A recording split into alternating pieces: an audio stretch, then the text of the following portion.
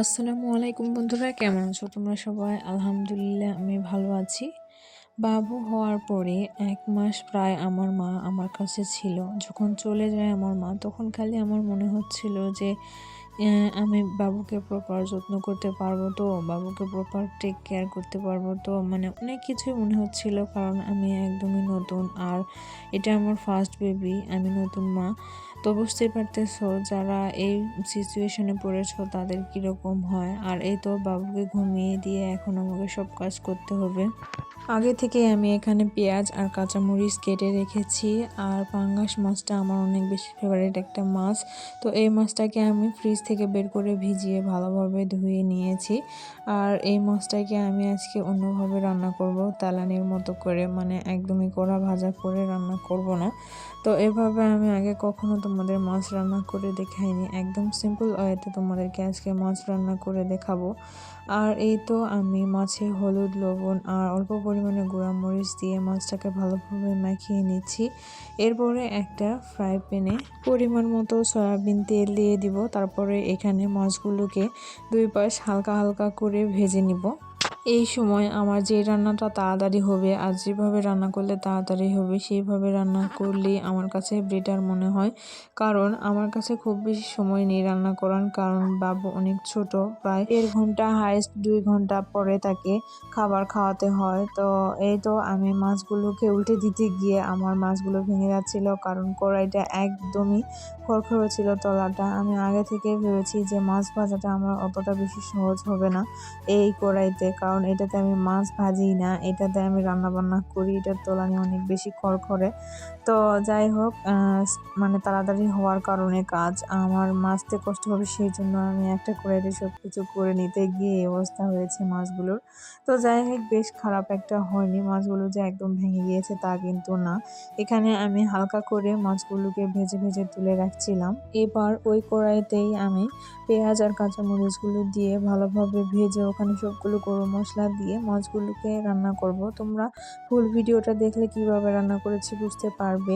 আমি এখানে রান্নার রেসিপিটা তোমাদেরকে ডিটেলসে মুখে বলবো না। তো যাই হোক, আমি রান্না করতে থাকি। আর একটা কথা, যারা তোমরা আমার এই ভিডিও দেখছো তাদের মধ্যে যদি কেউ মা হয়ে থাকো বা কি নতুন মা হয়েছো বা আগে বেবি হয়েছে, বেবিদের কিভাবে টেক কেয়ার করতে হয়, কি করতে হয় না করতে হয় জানো, তারা অবশ্যই আমাকে কমেন্টে জানাবা যে আমার বেবিকে আমি কিভাবে যত্ন করতে পারি আর কিভাবে আমার কাজগুলো আমি সহজভাবে করতে পারবো। এই সব টিপস তোমরা আমাকে এই ভিডিওর কমেন্টে দিয়ে দিবা, কারণ আমি নতুন, এই সম্পর্কে আমার তেমন কোনো ধারণা নেই। যখন মা ছিল তখন আমার এতটা বেশি টেনশন হতো না। বাবুকে গোসল করাতে আমার অনেক বেশি কষ্ট হয়, কারণ আমি সেভাবে কোনো বেবিকে খুব কাছে থেকে গোসল করাইনি। হয়তো 2-1 বার আমার ননদের মেয়েকে করাইছিলাম, বাট সেটা একদমই কম। আর তখন ওনার অনেকেই ছিল, যার জন্য আমার কাছে অনেকটা কঠিন মনে হয়নি। আর তো তখন আমার ননদের মেয়ের বয়স ছিল হচ্ছে 4 মাসের মতো, এই জন্য তার সব কিছু সহজ হয়েছে। কিন্তু আমার মেয়েটা একদমই ছোট, তার মাথাটাও শক্ত হয়নি, এর জন্য গোসল করাতে আমার অনেক বেশি কষ্ট হয়। তো যাই হোক, মা ছাড়া মা হওয়া যে কতটা কষ্টের, এটা যাদের মা একদমই নেই তারা তো বুঝতেই পারবে। আর আমি তো, আমার কাছে 30 দিন ছিল আমার মা, তারপরেও আমাকে হয়তো অনেক বেশি হেল্প করেছে। কিন্তু যাদের মা নেই তাদের আসলে অনেক বেশি কষ্ট হয়।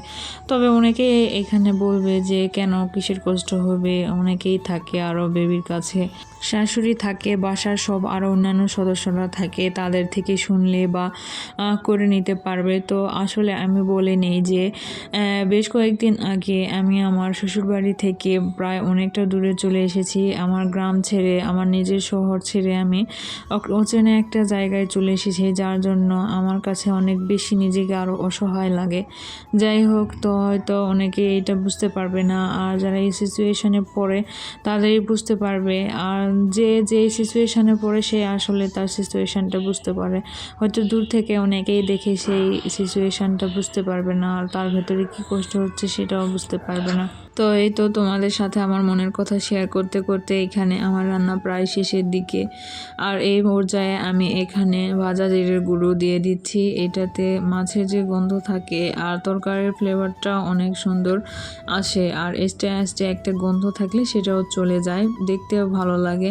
তো যাই হোক, আমার রান্নাটা অনেক ভালো হয়েছিল, তোমরা এভাবে বাসায় ট্রাই করে দেখতে পারো। রান্না শেষে আমি রাইস কুকারে ভাত তুলে দিয়েছিলাম। এরপরে আমার বাবুর কাপড় আমাকে তুলতে যেতে হবে ছাদে। সেখানে গিয়ে দেখো কতগুলা কাপড় তুলে নিয়ে যায়, এগুলোকে ভাঁজ করলাম। তো সবাই আমার জন্য এবং আমার মেয়ের জন্য দোয়া করবা। আজকের ভিডিও এখানে শেষ করছি। আল্লাহ হাফেজ।